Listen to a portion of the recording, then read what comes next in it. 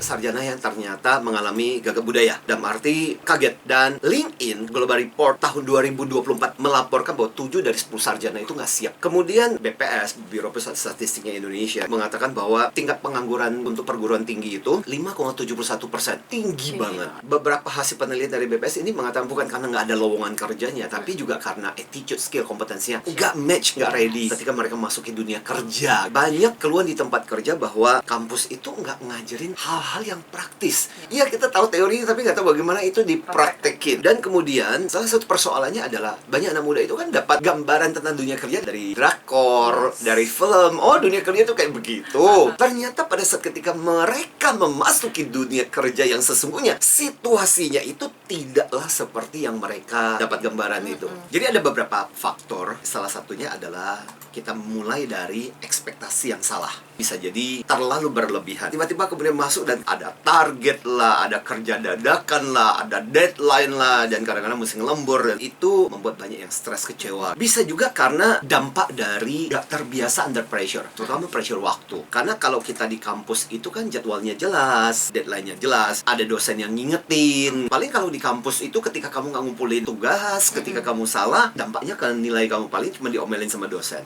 Tapi kalau di tempat kerja, kamu mengganggu bukan cuma dirimu sendiri, tapi juga unit kerja yang lain, tim, bahkan mengganggu bisnis dan usaha. Atau faktor yang lain adalah gak terbiasa punya mindset proaktif. Kalau di kampus itu kan segala sesuatu disediakan sama dosen. Ini loh ya tugasnya, kapan dikumpulkan, formatnya seperti apa, cara kerjanya seperti apa, kan dikasih tahu. Tapi di tempat kerja bisa jadi malah kadang-kadang tugasnya nggak kelihatan. Jadi mau nggak mau kita yang harus proaktif datang kepada atasan, Pak, ada lagi nggak Pak yang bisa saya bantu? Ada yang bisa saya kerjakan nggak dalam situasi seperti ini? Nah, ini susah buat mahasiswa yang terbiasa pasif. Terus, soft skill. Jadi gini, riset yang dilakukan oleh McKinsey Global mengatakan bahwa 60% perusahaan komplain dengan lulusan baru ini, terutama dalam hal soft skill mereka. Komunikasi, kemampuan beradaptasi, kemampuan untuk mengelola emosi, dan bekerja di dalam tim.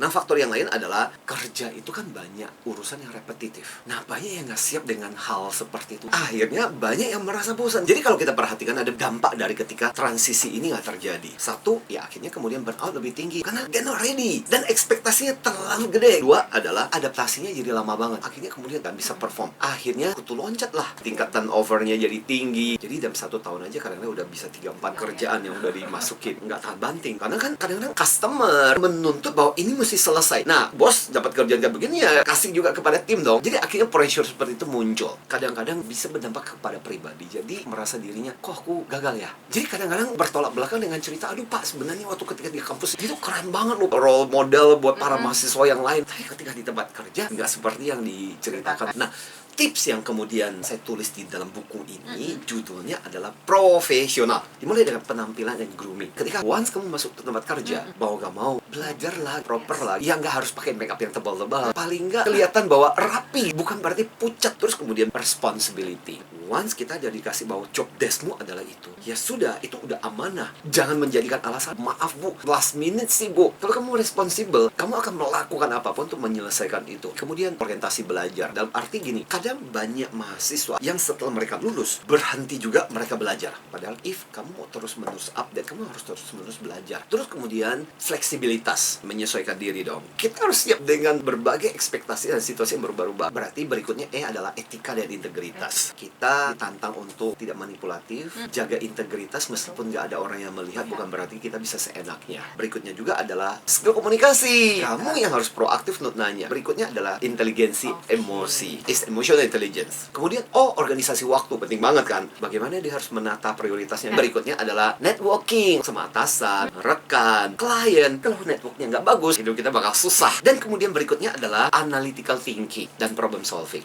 Apa yang bisa kamu kontribusikan dari latar belakang studimu dengan persoalan yang terjadi saat ini. Dan terakhir, profesional. Berarti L kan? Leadership and followership mindset. Di satu sisi, kamu harus bisa memimpin. Ya, mungkin kamu nggak punya anak buah. Tapi yang kamu pimpin paling nggak dirimu sendiri. Sama followership. Belajar untuk bisa menundukkan diri kita. Belajar untuk humble. Belajar untuk terima perintah.